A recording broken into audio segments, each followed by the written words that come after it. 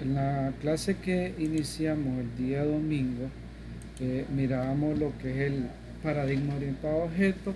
Mirábamos que este paradigma se basa principalmente en los objetos del mundo real. Eh, este paradigma utiliza lo que se llaman mecanismos. Pero ¿qué contienen los mecanismos o qué son los mecanismos según el paradigma? Los mecanismos que él utiliza son objetos, mensajes, métodos y clases. Vamos a ir viendo cada uno de los mecanismos. El primer mecanismo que utiliza el paradigma son los objetos. ¿Qué son los objetos? Cualquier cosa del mundo real, pero hay que identificar o clasificar un objeto en base a sus atributos o propiedades. Además de atributos o propiedades, los objetos deben de realizar operaciones o podemos realizar operaciones sobre ellos. Entonces, en resumen, un objeto contiene propiedades y operación. En el mundo podemos encontrar cualquier tipo de objetos. Estos objetos pueden ser representar cualquier cosa o son cualquier cosa. Los objetos pueden ser simples o complejos. Los objetos pueden ser reales o imaginarios. Y aquí miramos un ejemplo de lo que es de algunos objetos. Y mirábamos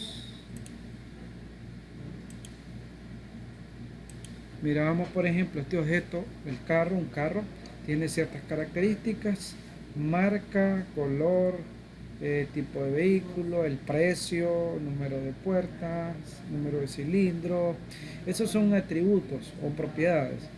Luego miramos que el objeto carro puede realizar ciertas operaciones como encendido, avanzar, retroceder, detenerse, apagarse. También miramos el caso del león. El león, como un objeto, le podemos asignar un nombre, tiene una especie, un hábitat, color, fecha de nacimiento, tamaño, peso, número de patas, y puede tener o realizar ciertas operaciones o acciones: comer, dormir, correr. Tenemos este otro ejemplo para el del carro. Tenemos este objeto que es un toro.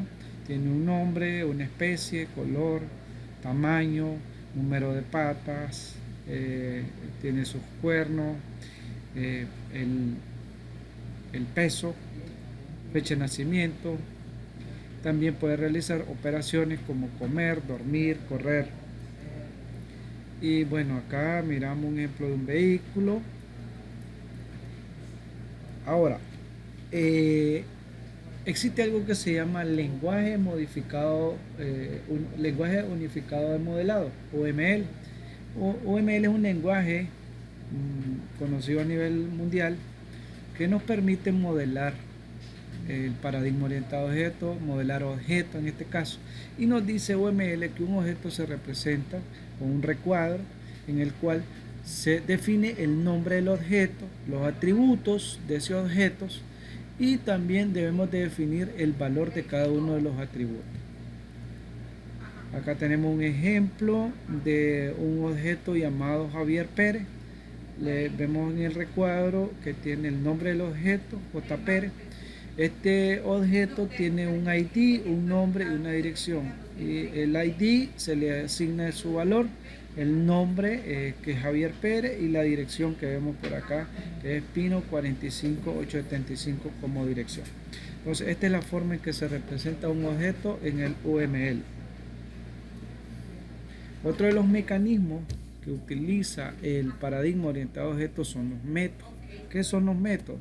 Son las operaciones, acciones o servicios que puede realizar un objeto o que se pueden realizar sobre un determinado objeto. Los objetos se comunican entre sí a través de mensajes. Los objetos se pueden comunicar con otros objetos. Por ejemplo, acá tenemos este caso, dos objetos que se están enviando mensajes, se están comunicando a través de un mensaje. Tenemos este otro ejemplo en el que a través de un control remoto estamos enviándole un mensaje al radio para que se encienda. Pero acá vemos que hay tres objetos comunicándose. El ser humano le da la orden, le está enviando el mensaje al objeto control y le envía el mensaje de encendido al radio. Otro de los mecanismos que utiliza el paradigma orientado a objetos son las clases. Las clases se definen como una plantilla o contenedor de objetos, pero también podemos definir de manera más práctica una clase como varios objetos que comparten atributos y métodos. Cuando tenemos varios objetos que comparten atributos y métodos, formamos una clase.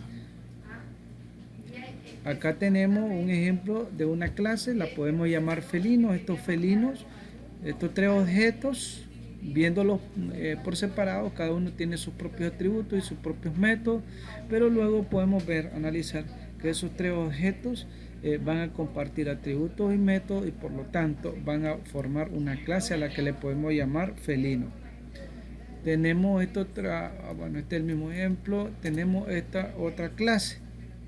Estos tres objetos, si los miramos por separado, tienen ciertos atributos, como número de llanta, número de puerta, tipo de motor, tienen velocidad, tienen ventanas, motor, color, tamaño, fecha de fabricación. Bueno, cada uno de ellos tiene sus atributos, realizan ciertas operaciones como encendido, apagado, acelerar, retroceder, detenerse. De manera individual, ellos tienen esos atributos. Pero cuando ya los vemos a los tres objetos como tal, en conjunto, comparten los mismos atributos, los mismos métodos, por lo tanto podemos formar una clase llamada vehículo. Ahora, según UML, según el lenguaje UML, una clase se puede modelar gráficamente con este símbolo, un recuadro que tiene tres compartimentos. En el primero se define el nombre de la clase, luego definimos los atributos en el segundo compartimento y en el tercero se definen los métodos de la clase. Recuerden que esta clase va a representar a varios objetos que comparten atributos y métodos. Acá tenemos otro ejemplo de una clase. Esta clase tiene, llamada taxi, tiene estos atributos y también tiene estos métodos. Todos los objetos que compartan estos atributos y estos métodos van a formar la clase llamada taxi. El paradigma orientado a objetos tiene específicamente 4 características o pilares fundamentales que son la abstracción, encapsulamiento, polimorfismo y herencia. ¿Cómo explicar cada uno de ellos? Veamos un ejemplo. Vamos a abrir por acá. Vamos a ver un caso de estudio, el caso de estudio que se nos presenta, que es, está por acá, déjenme ver.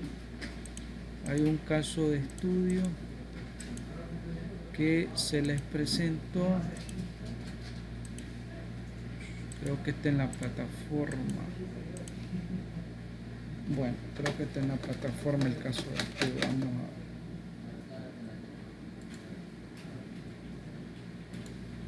Vamos a... ok. Dice que, bueno, dice acá, el director del departamento de computación ha asignado a tu grupo de estudio el análisis de un sistema de biblioteca para el departamento. Para ello debe seguir según las reglas. ¿Cuáles son las reglas? Bueno, dice, debes de analizar cuáles son los posibles elementos del modelo orientado a objetos a considerar para realizar el análisis y diseño del sistema a partir del paradigma orientado a objetos. El sistema debe permitir el registro de los libros que están en la biblioteca. A los docentes se les prestan libros por semestre. Al finalizar el semestre se deben regresar los libros prestados. A los estudiantes solo se les presta si la consulta es dentro de la biblioteca. Entonces, partimos de ese caso de estudio. Okay. Vemos que tenemos libros según el caso de estudio. tenemos docentes, tenemos estudiantes. Ahora, ¿qué conocemos de un estudiante? Nombre, vamos a decir que se llama NOM1, NOM2, AP1, AP2, sexo, dirección,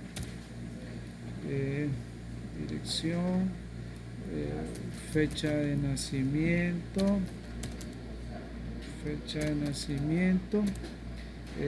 carrera que estudia, asignaturas que lleva,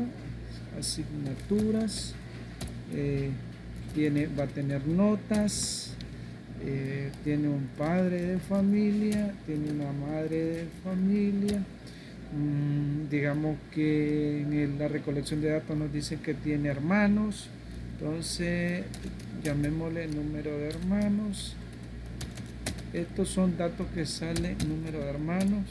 ¿Qué más? Que tiene una mascota.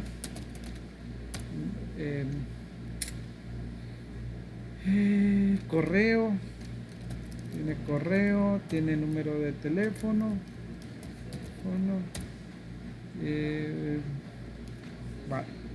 Otro atributo que podríamos decir aquí, la religión a la que pertenece, religión, otros estudios.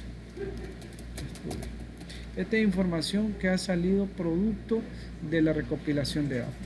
Ahora, para el caso de estudio que estamos viendo, que es un sistema de biblioteca para préstamo de libros en el departamento, veamos si todos estos atributos nos interesan, todos estos atributos que han sido recolectados como producto al hacer uso de las técnicas de recolección de datos.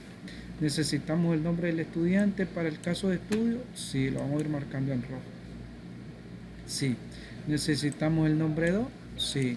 ¿Necesitamos el apellido 1? Sí. ¿Necesitamos el apellido 2? Sí. ¿Necesitamos el sexo del estudiante? Sí. ¿Necesitamos la dirección? Sí. ¿Necesitamos fecha de nacimiento? Sí. ¿Carrera que estudia? Sí. Acá podemos agregar, después de la carrera que estudia, podemos agregar el turno que estudia. ¿Nos interesa el turno? Sí. El año en el que está, sí.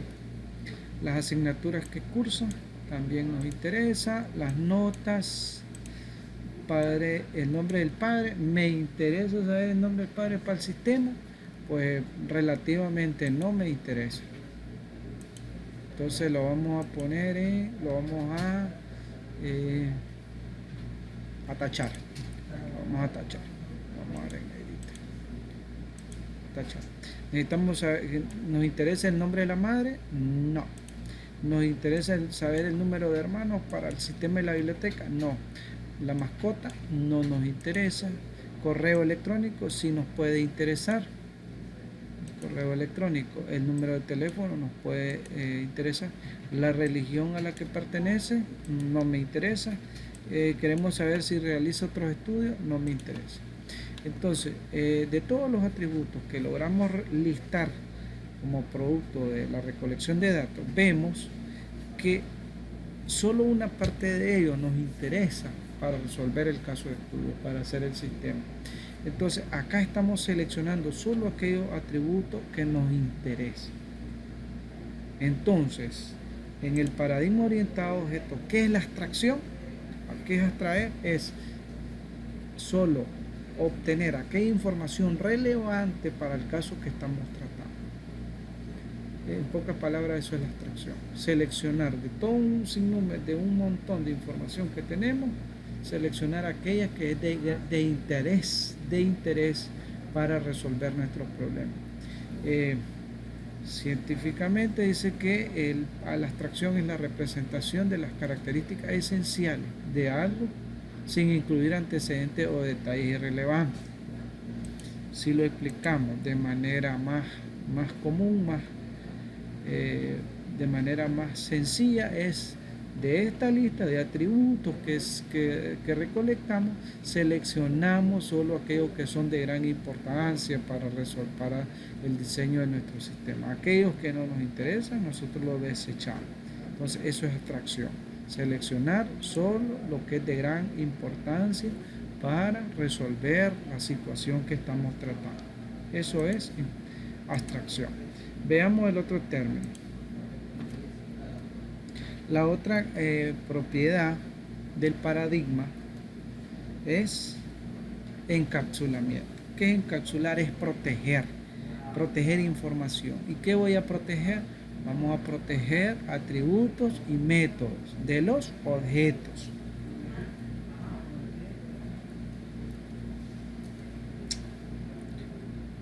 Y luego tenemos la herencia. ¿Qué es la herencia? Bueno, dice la herencia se refiere al hecho de compartir de forma automática métodos y atributos entre las clases y subclases.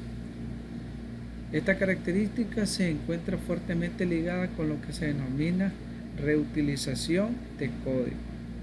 Ok, explicado de otra manera, la herencia. Acá en este ejemplo tenemos en el paradigma orientado a objetos, para que haya herencia debemos de tener una superclase, en este caso la clase ser vivo, una superclase. Esta superclase, todos los objetos que pertenezcan a esta clase van a tener atributos y métodos. Luego hay una superclase o clase padre, en este caso es la clase ser vivo, y van a haber clases hijas. Las clases hijas van a tener sus propios atributos y métodos, pero también van a heredar de la clase padre, van a heredar los atributos y métodos de la clase padre. Entonces van a tener, las clases hijas van a tener sus propios atributos y métodos más los atributos y métodos de la clase padre. Una clase padre, ¿cuántas clases hijas va a tener? No existe una fórmula. Puede haber herencia simple, puede haber herencia múltiple, que la vamos a ver en la próxima sesión de clase. Acá tenemos otro ejemplo de una figura geométrica que va a tener los siguientes hijos: cuadro, triángulo, círculo. Y por acá otro ejemplo. Ok. Hablemos del polimorfismo. Polimorfismo se refiere a la expresión de múltiples formas. Por ejemplo, acá tenemos el ejemplo del transporte. Tenemos una clase padre llamada transporte. Esta clase transporte nos podemos transportar de diferentes maneras o utilizando diferentes medios, utilizando un caballo, un carro, un avión, pero nos transportamos, no importa la manera en que nos estemos transportando. Vamos a ver otro ejemplo más sencillo. Aquí tenemos el leoncito. El leoncito, ¿cómo duerme? Echado, dormir. El método es dormir. La vaca duerme. ¿Cómo duerme? La vaca no duerme de esta manera, sino que duerme de pie, parado, de pie. Entonces el polimorfismo es esto: expresar la misma operación pero de diferentes maneras. En programación orientada a objetos se conoce como polimorfismo por sobrecarga o por sobreescritura. Entonces estos son los conceptos que que estuvimos analizando en la sección del domingo 25. Entonces, ¿qué clases pudimos identificar del caso de estudio que nos están pidiendo? Bueno, tenemos la clase libro, la clase docente y la clase estudiante. Hicimos una abstracción de la clase estudiante y entonces me quedaron solo los siguientes atributos. Esto es una abstracción. Ahora nos queda como tarea identificar de la clase libro, de los objetos que van a conformar la clase libro, vamos a identificar los atributos de esos objetos y los atributos de la clase docente. Esto lo vamos a hacer como tarea. Entonces, de la clase libro, ¿qué atributos podemos identificar? El título del libro, el título, el autor, puede ser, acá tenemos un libro, UML, que tiene un libro, el título, el nombre, la edición,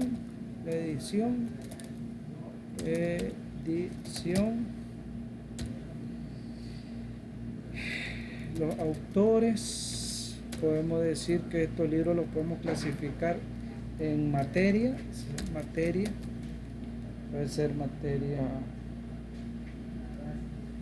autor, ok. Le vamos a dar un código al libro y creo que los libros tienen algo que se llama ISBN.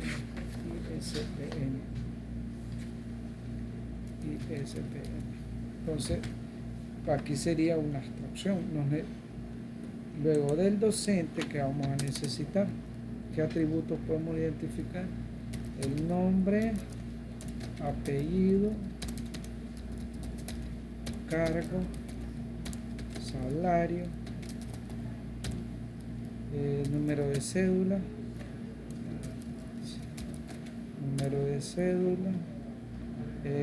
tipo de contrato,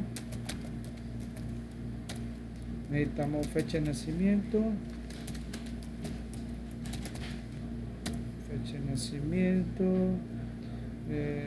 vamos a ver si tiene vehículo,